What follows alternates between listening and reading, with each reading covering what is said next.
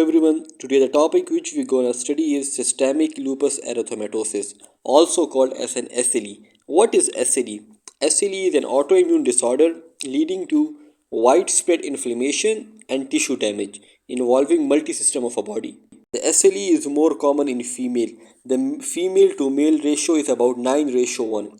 It usually develops at the age of 15 to 45 years, mean that the SLE is uncommon in people who are above 45-year age and in children's. The SLE is most commonly influenced by three factors: genetic, environmental, and hormonal. It is the genetic susceptibility of SLE is more in those patients who have a predisposition to HLA-DR2 and HLA-DR3. Environment also influences the SLE, such that the SLE is more common in African American as compared to Caucasians. The last one is the hormonal influence. The hormone also influences the SLE, such that the SLE is more common in childbearing age. Now come toward the pathogenesis of systemic lupus erythematosus. The SLE is a type 3 hypersensitivity reaction. What happens in SLE? In SLE there is a production of autoantibody against a self-antigen. When this autoantibody attack a self-antigen, they will form immune complex. This immune complex will circulate in a body and will get deposit into a different tissue. When the immune complex get deposit at the deposition site, it will activate a complement. So this complement will eventually activate a different cytokines.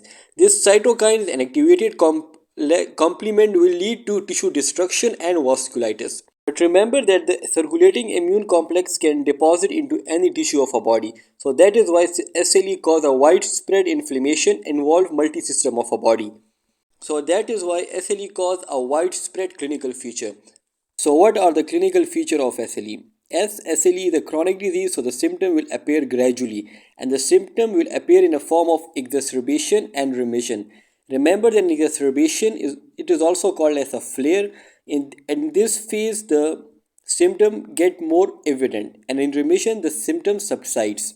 The most initial clinical finding presented in SLE is malar rash, joint pain, and fatigue. Later on, it involved the different system of a body, such as renal system, pulmonary system, cardiovascular system, and nervous system. Now let's discuss the clinical feature of SLE in detail. The first one is a constitutional symptom. It means that the patient will have a fatigue, malaise, weight loss, and fever. The fever will be a low-grade fever. Apart from the constitutional symptom, the SLE can cause a cutaneous manifestation. The cutaneous manifestation are a characteristic for SLE. It includes a butterfly rash, discoid rash, photosensitivity, and oral ulcer.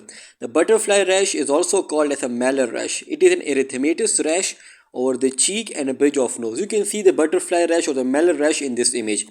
The second one is a discoid rash. The discoid rash is an erythematous raised patch with a kerotic scaling. It is most commonly present on a forearm but can be present on face and elsewhere. You can see the discoid rash in the image shown here. The third one is the photosensitivity. The photosensitivity is more evident on a sun exposed area. The last one is oral ulcer. The oral ulcer are the characteristic for SLE, and these are the white patches with sharply defined red margins. You can see the oral ulcer which are characteristic for SLE in this image. It show a white patches with red margins. These four lesions, malar rash, discoid rash, photosensitivity, and oral ulcer, are diagnostic for SLE and is included in American College of Rheumatology criteria for diagnosis of SLE. But apart from these manifestation, other skin manifestation can also occur in SLE. It includes alopecia and Raynaud phenomena. The Raynaud phenomena is a vasospasm of a small vessel. It occurs when a patient is exposed to cold. It is present in about 20% of cases of SLE, and in untreated cases it can lead to a digital ulcer. It is treated with CCB such as dihydropyridine. After skin, the second system which is involved in SLE is musculoskeletal system. In musculoskeletal system, the SLE cause arthralgia, which is a joint pain. It is the most common symptom occur in SLE. Apart from arthralgia, it can cause myalgia, which is a muscle pain, and arthritis.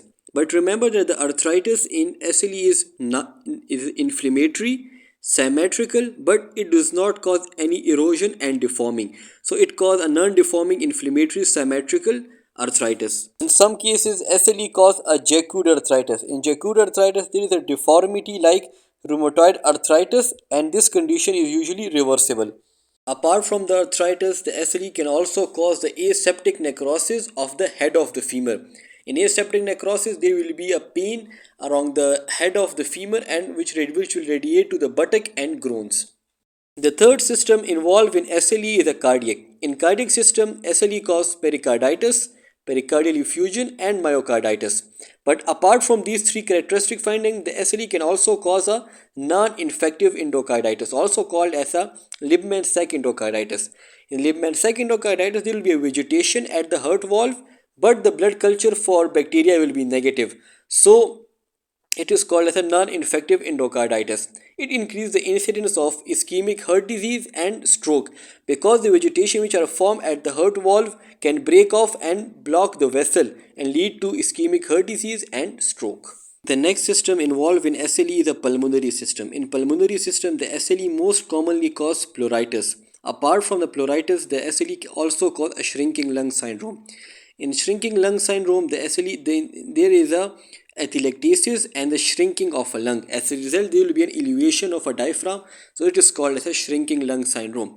Apart from a shrinking lung, it can cause pleural effusion, pneumonitis, and the SLE increase the risk of thromboembolism, intrapulmonary hemorrhage with vasculitis.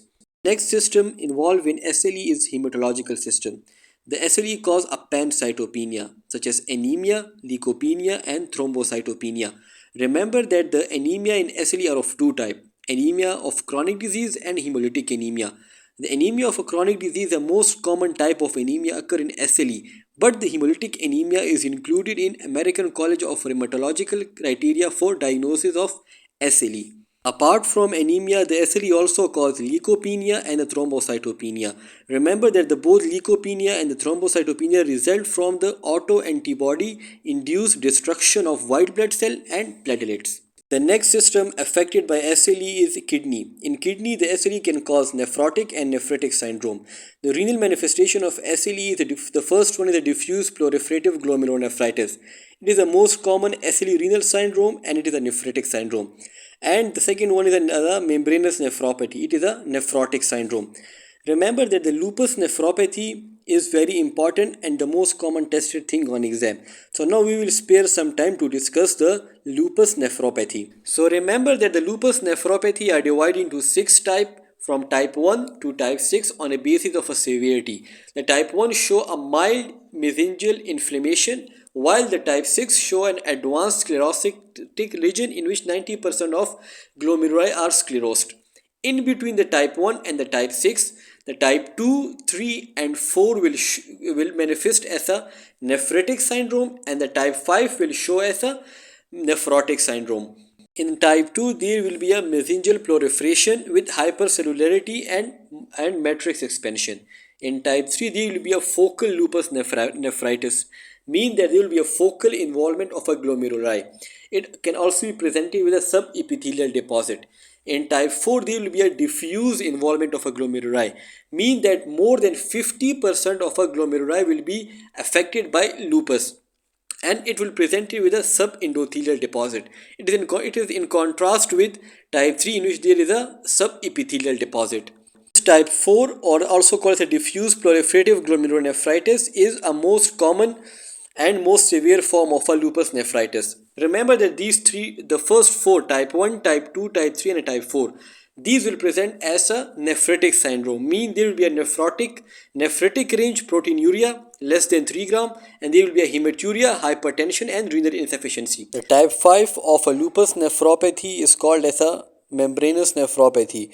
It presents as a nephrotic syndrome and it has a good prognosis. The last type 6, as I said previously, there will be a sclerotic lesion and the 90% of a glomeruli will sclerose and this will lead to a renal failure. Now let's recap a lupus nephropathy. The lupus nephropathy are divided into a 6 type on a basis of severity. The first 4 type, the patient present will as a nephritic syndrome. In this, the type 4, also called as a diffuse proliferative glomerulonephritis, is the most common and severe form of a lupus nephropathy.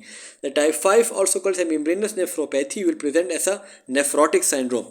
And the type 6 is an advanced sclerotic lesion in which 90% of a patient glomeruli is sclerosed. So it's all about a lupus nephropathy. Remember and memorize this because it is the most common tested thing on exam. After renal system, the next system affected by SLE is the nervous system. In nervous system, the SLE cause seizure, psychosis and headache. Remember that we will say that a patient has seizure, psychosis and headache due to SLE when we will rule out all other causes of seizure, psychosis and headache. Apart from these three things, the SLE can also increase the risk of stroke and also lead to depression. After nervous system, the next system affected by SLE is immunological system. Remember that the SLE lead to impaired immune response. This impaired immune response result is due to a two factor. The first one is due to the autoantibody which lead to a destruction of a lymphocyte, and another one is due to certain changes in immunological system. There will be abnormal T cell function. So these two factors will lead to impaired immune response. Apart from this, there will be also a production of other antibody in SLE. The first one is an antibody against a native DNA, also called as anti-double stranded DNA antibody. The second one is the antibody to a smooth muscle called as anti-Smith antibody, and the third one is antibody to phospholipid called as anti-phospholipid antibody. The anti-phospholipid antibody are further divided into different types. Anti-phospholipid antibody are divided into three types. The first one is IgG or the IgM antibody against a cardiolipin antibody. The second one is a lupus anticoagulant antibody, and the third one is antibody which give a false serological test for syphilis. SLE also affect a GI system, lead to a nausea, vomiting, dysphagia and peptic ulcer disease. Apart from this, the SLE also cause conjunctivitis, lymphadenopathy, infertility and menorrhagia. But remember that the infertility and the menorrhagia are very late finding in SLE. Normally, the SLE does not cause infertility and menorrhagia. The infertility and menorrhagia occur in very late and in severe disease. By now we are done with the clinical feature of SLE. Now come toward the diagnosis of SLE. That how we will diagnose a case of systemic lupus erythematosus. For this, the American College of Rheumatology postulate 11 criteria. When out of these 11 criteria, the 4 met, we say that a patient is suffering from SLE. These 11 criteria include malar rash, discoid rash, photosensitivity and oral ulcer. The first 4 are the skin manifestation. After skin manifestation, the fifth one is arthritis, sixth one is a serositis. The serositis include two systems: pulmonary causing pleuritis and cardiac causing acute pericarditis. The seventh one is a renal disorder which have a 6 stages which I discussed previously. The eighth one is a neurological disorder. The ninth one is a hematological disorder. Remember that in hematological disorder there will be hemolytic anemia and antibody induced leukopenia and thrombocytopenia. The 10th one is an immunological disorder in which different antibodies are produced, which I will discuss in the next slide. And the 11th one is a positive ANA. Remember that the positive ANA is the entry criteria, mean that when a patient have a positive ANA, after that this criteria was postulated. So all the patient who have a SLE will have a positive ANA. So it lead to another statement that ANA is the most sensitive test for diagnosis of SLE. So by the most sensitive, we mean that if a patient have positive ANA, we will further evaluate a patient for SLE. But if a patient have a negative ANA, we can surely say that a patient is not suffering from SLE and we can consider other diagnoses. Now come toward the different lab tests performed for SLE. As I say in a diagnostic criteria that there are immunological disorder. In immunological disorder in SLE there are different antibody production. These antibody are used for the diagnosis of SLE. So now let's discuss these different tests which are used for the diagnosis of SLE. The first one is ANA, called as an anti-nuclear antibody. It is the most sensitive test for diagnosis of SLE. Anti-double stranded DNA and the anti-Smith is the most specific test. Antihistone antibody is present in drug-induced lupus. The positive LE preparation. By the positive LE preparation, we mean that the ANA antibody will bind to a nuclei of a damaged cell. So it will be a positive in SLE. The complement level will be reduced in SLE. Apart from these specific tests, some normal tests are also performed for diagnosis of SLE, such as CBC. The CBC will show anemia, thrombocytopenia and leukopenia. But remember that the CRP test will be normal. It is a diagnostic for SLE. When the CRP is raised, we can suspect infection. And urinalysis and electrolyte are also important to perform in SLE. So these are all the laboratory tests which we perform in SLE. These are very important from exam point of view. Remember all of these. Now let's discuss the treatment of SLE. How we will treat a patient who is suffering from SLE. The first step is to avoid the sun exposure. We advise the patient to avoid sun exposure so it will help the patient who have a skin manifestation. For mild symptoms such as arthritis or arthralgia, the patient can use NSAID. For severe symptom, we use two lines of a therapy. The first one is the treatment during acute flare, and the second one is the chronic therapy. For the acute flare, we use a systemic or local steroids. Steroids are very beneficial in acute flare. For chronic therapy, we use a hydroxychloroquine. Hydroxychloroquine is an anti-malarial agent. It is very beneficial for the chronic therapy of SLE. But remember that the hydroxychloroquine can cause a retinal toxicity. So we advise a patient to have eye examination every 6 monthly who is on hydroxychloroquine. Apart from hydroxychloroquine, if a patient have a lupus nephropathy, we can use a cyclophosphamide. If a patient develop a toxicity to cyclophosphamide such as hemorrhagic cystitis, we can replace the cyclophosphamide with mycophenolate mofetil. So the mycophenolate mofetil is a drug of choice for a renal involvement of SLE when the cyclophosphamide is contraindicated. So we use NSAID for mild symptom, steroids for acute flare, and hydroxychloroquine, phosphamide, and mycophenolate mofetil for a chronic therapy in SLE. Now we will discuss the two specific conditions associated with SLE. The first one is drug-induced lupus, and the second one is the SLE during pregnancy. So what is a drug-induced lupus? The drug-induced lupus is a reaction of a certain drugs which will produce a lupus-like syndrome. The drugs which cause drug-induced lupus are hydralazine, procainamide, isoniazid, chlorpromazine, methyl-dopa, and quinidine. These are the most common drugs which can cause drug-induced lupus. But apart from this, other drugs can also cause drug-induced lupus such as oral contraceptive pill, ACE inhibitor, and penicillamine.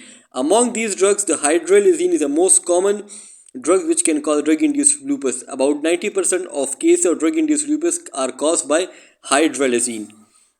Remember that the drug-induced lupus show a lupus-like syndrome, but it do not involve CNS and renal system.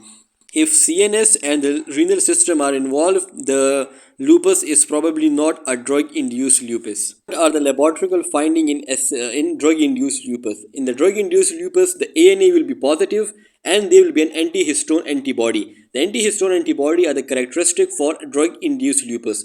Apart from that, the complement will be normal and anti-double stranded DNA and the anti-Smith antibody will be negative.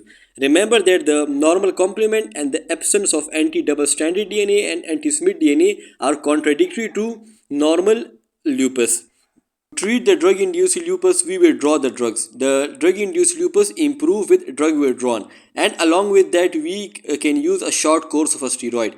But remember that the short course of steroid are usually not indicated. The drug-induced lupus improve with remission of or withdrawn of a drug. Now the last thing which we're going to discuss in SLE section is SLE in a pregnancy. As I said previously that SLE most commonly affect female of a childbearing age. So how we will manage pregnancy in SLE patient? Remember that the pregnancy is not contraindicated in SLE patient because the fertility is usually normal.